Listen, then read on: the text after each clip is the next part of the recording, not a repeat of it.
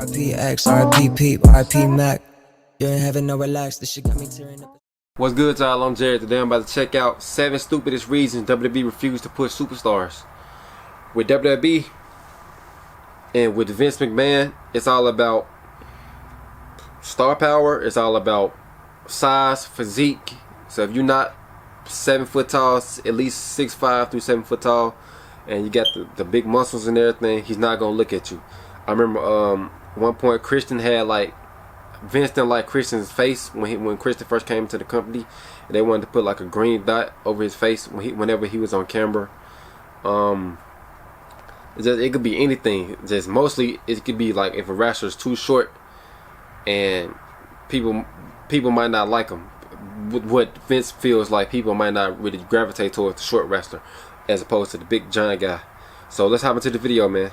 Hello all of you beautiful people. If the WWE likes doing strange things, it is pushing people to the bloody moon and beyond. But these talents here, well, unfortunately, they did get a push, but it was off a bloody cliff, and for the strangest reasons. So let's take a look at them. As I'm Jules, this is WhatCulture.com, and these are the 7 I remember Vince didn't like somebody's accent at one time. To push superstars. Number 7, a big ass, CM Punk. If only CM Punk hadn't got such a colossal ass, then perhaps he would have headlined WrestleMania after all. You can't fit an ass that size on a poster, can you? That's why WrestleMania 9's one sheet just had Bret Hart's gigantic mug gurning from the side of a Las Vegas hotel, as though he was performing lounge hits or a magic act as the show's main attraction. And we all know how well history remembers WrestleMania 9, don't we? What's that? He doesn't have a colossal ass, I hear you saying? No, my friend, he clearly does, because Triple H said so, and that's the skinny law. punk ass. Skinny fat ass, I mean. Jim Ross, who skinny fat ass. Episode of the game and Punk's bitter backstage feud during an episode of his podcast last year. The veteran announcer recalled Hunter saying his ass was too big, and that he thought the voice of the voiceless was too soft to be a realistic main star. Sure enough, despite having the favour of Mania 29 opponent The Undertaker, Punk missed top billing in New York and dramatically flounced from the company just under a year later, latterly citing the doofus son-in-law amidst his grievances. Talk about exiting on a bit of a bum note.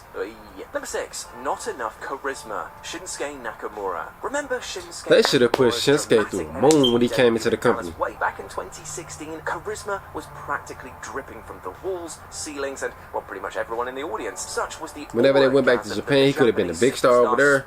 When he waltzed his way down to the ring. Big star coming into Japan, coming back to Japan. Sami Zayn, Nakamura was already a bona fide star, and if WWE could leave some of their historical biases to one side, would have surely ascended all the way to the top. Yes. But despite an all against the senses Royal Rumble victory in 2018, that's not what happened. In truth, Nakamura's run on the main roster has been a complete bust. So what's the big deal here? Certainly questions over an aging King of Strong Styles application have been fairly level, but likewise, creative did not back him when it mattered. One possible reason, as revealed by Sportskeeda, is that the management believed that Nakamura didn't have the right amount of charisma to be a solo success. Shinsuke Nakamura, not enough charisma. And I suppose that Daniel Bryan is still a B+ player, is he? What the hell is going on? Number 5, too flashy and boring. Cesaro. He's another effortlessly entertaining performer who WWE's brain trust apparently deemed Cesaro is like one of my favorite underrated wrestlers right now. As one of the superstars who needed to grab his somebody who I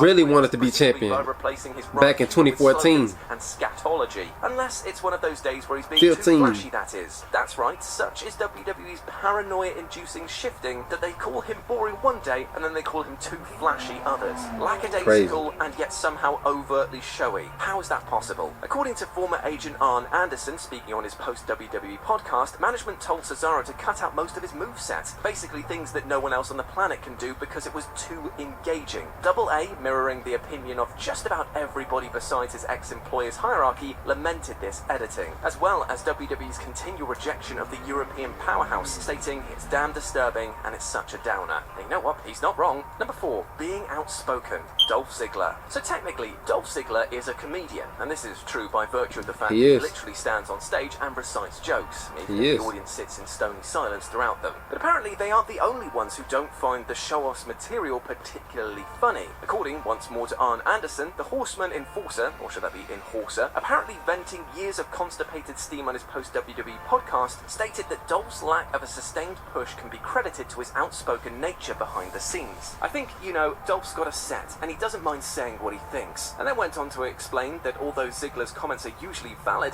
they have no place in WWE's culture of complacence. Even though he's right most of the time, that's the wrong thing to do once you walk up in Gorilla. Per Arn Anderson, that just won't do in the WWE. The reality is that the company wants blind devotion. The irony of the promotion muzzling their so-called show-off is definitely not lost on us. Number 3, all his hairstyle. Dolph Ziggler again. Arn spins a good yarn, but Dolph Ziggler's stuttering ascent up WWE's summit of stardom may have nothing whatsoever to do with his locker room ringleading and everything to do with his ringlet locks. His hair. Yeah, we're talking about his hair. Yes, unbelievably. What's wrong with despite rocking a bleached blonde style that did wonders for about 900 NWA mainstays throughout the 80s, Ziggler was apparently told way back in 2011 that's why they dyed his hair a couple times. Could preclude him from taking a place at the top table. That was the preposterous situation, as he explained during a TalkSport interview earlier this year. And so, knowing full well it had failed, Dolph had a trim, returning on like Cody 18th Rhodes April 2011 with a short brown crew cut. But the haircut did about as much for Ziggler as it did for Sampson. Within 3 weeks, he was back to his usual look, but now had renewed backstage leverage for accepting their idiotic suggestion. No wonder they'd spite him for the next decade, because they told him to trim those damn sideburns. Number 2, doesn't eat steak.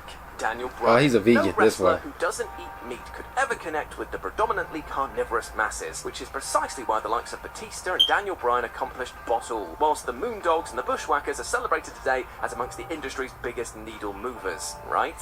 Well, that's the reality in Vince McMahon's head anyway. After Bryan impressed during his televised WWE debut opposite World Heavyweight Champion Chris Jericho on the first episode of the original NXT, Y2J put in a good word to the bosses about his rookie opponent. He can get people behind him, said Jericho of Bryan's proclivity to work the crowd in his favour, but an expression of complete perplexity passed over McMahon's face before he barked back, "Yeah, but who doesn't eat steak?" Word of the American Dragon's plant-based diet had already spread to the chairman, who simply could not conceive of the fans buying into a guy who doesn't take fork to flesh. The evil vegans card was marked from the off, and even when Bryan proved his boss emphatically wrong, So his you eventual punish him push because was of his still beliefs. entirely begrudging. And number 1, a northern accent. Luke Harper. Just as Jim Ross was once despised by Vince McMahon on commentary due to his distinct southern accent, Luke Harper similarly saw any push dwindle due to his lack of one. It's almost as if the chairman operates entirely on erratic whims or something. Speaking on an episode of Talk Is Jericho, Lee mirthed how early on in his own career on WWE's main roster, he was summoned into McMahon's office and asked to audition his best southern drawl. The New York native tentatively replied, "Sir, I think it's going to sound really fake." To which literal Mr. Burns incarnate retorted, "We don't want it to sound fake, just do me a favour and try, and trim those sideburns." As predicted, Lee's attempts to channel his inner brother love were met with disdain. Vince hated it, yet pigeonholed the softly spoken man as a beast from the bayou anyhow. Is it any wonder that his opportunities dwindled thereafter in the WWE?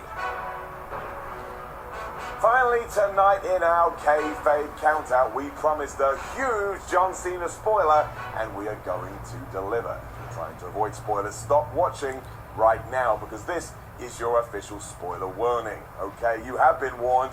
Here is an enormous John Cena spoiler. If you look at that thing, it is humongous. Wow. That's all for this time, and thank you for tuning in. Be sure to hit that subscribe button. Again, it's important. And find more of this at kayfabenews.com. Alright, y'all, great video, man. I did not know they picked on Daniel Bryan because he didn't like steak. He didn't eat meat because he's a vegan.